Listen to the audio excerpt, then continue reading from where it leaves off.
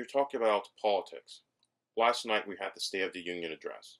There appears to be a tug of war within Congress and within the nation about the role of government.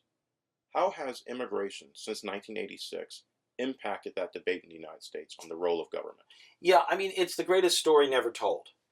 Immigration is the most important issue when it comes to the role of government because immigration creates new voters. Immigrants are people and they vote, and the political system has to represent their views.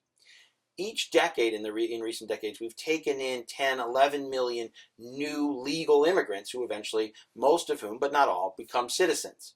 And so the political system has to represent them. It must. Congressional districts are drawn for them. Seats are allocated in the Electoral College for them. The bottom line is the system has to represent them. And all the research shows overwhelmingly that immigrants, particularly Hispanic and Asian immigrants, we don't have as much detail on European immigrants, but it seems likely as well, they all overwhelmingly vote for more expansive government.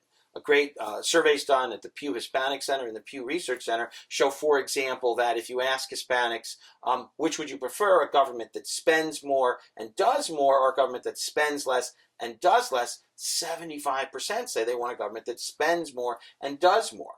And the overall electorate at the time, this was last year, is about 41% say they want a government that spends more and does more. So as you add more people who want more spending and more government, you move, the public policy in the states has to move in that direction. And so we see this over and over again. California is the perfect example.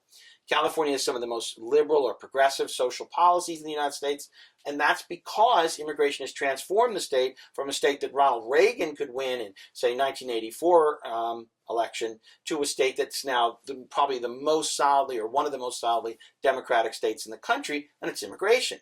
The people there are voting for what they want. The political system is representing them, and it cannot be otherwise in a democracy.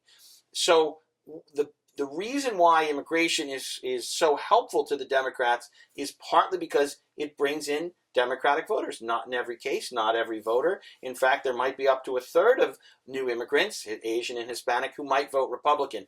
Though actually Mitt Romney in the last election did better with Hispanics than he did with Asian voters, even subcategories of Asian voters. The most liberal of the Asian voters, interesting enough, seems to be Indians. But East Asians are also very much in support of liberal social policy.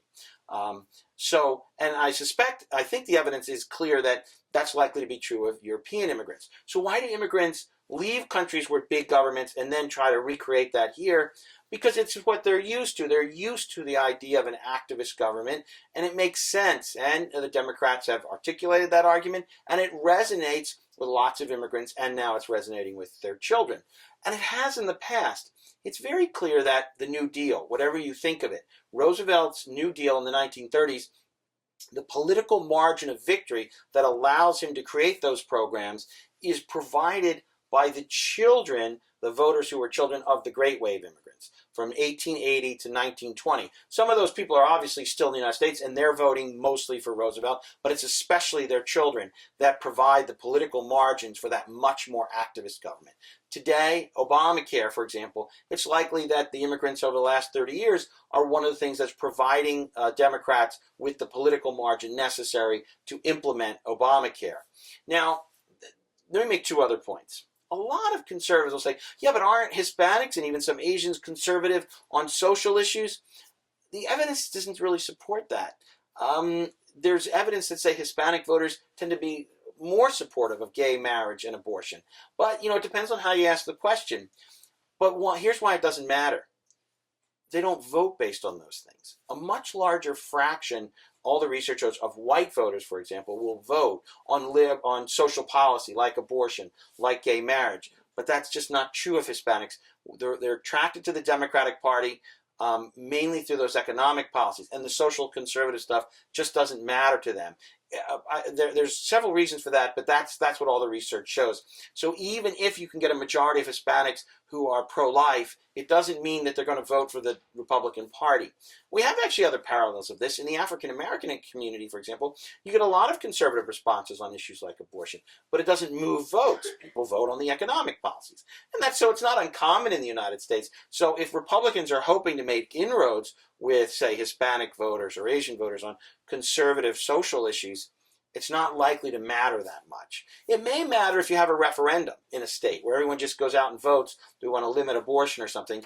There, I think the Hispanic vote will split, so there won't be, but that's not how we make social policy in the United States. Policy is mostly decided by the elected representatives, and there we're going to see a lot more Democratic votes.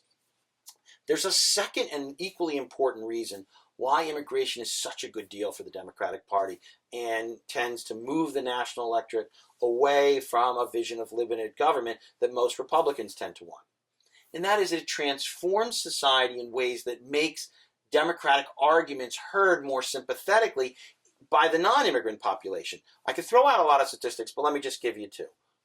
1/3 of all the children in poverty today live in immigrant households. It shows up in all the government data. Or put a different way, the child poverty population in the United States is 50% larger than it otherwise would have been had we not had all the immigrants come in, because so many immigrants and their kids are poor.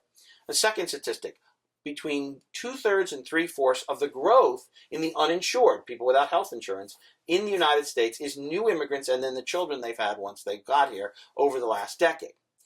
So that people were thinking about the rise in the uninsured, saying, well, the system is failing. Look at this growth in the uninsured. Or we have to do more to help low-income children. Look at the explosive growth in child poverty. It's not acknowledged that immigration is what's driving those things. And so people who are more politically moderate, sort of the soccer mom, the suburbanite, who hears those things and might be inclined to vote for the Republican Party, hears the Democratic arguments for a more expansive role in health care or more government intervention to try to help low-income children, which is perfectly understandable. Nonetheless, what's not being acknowledged is how immigration feeds into that. So it isn't just that immigration is overwhelmingly adding Democratic voters. Again, not in every case, maybe 1/3 or not, about 2/3 are Democrats, but it's transforming society in ways to make Democratic arguments heard much more sympathetically. There are many more examples I could give of that, whether it's a strain on local schools that then requires more federal action, or just all the population growth that immigration creates in lots of places, which then tends to make the government more likely to regulate private property rights as a state like California becomes much more densely populated. But the bottom line is, immigration is both a voter registration drive for the Democratic Party, or you could say it that way, and it's also makes society transformed in ways that makes non-immigrants and other voters more sympathetic to the arguments of Democrats.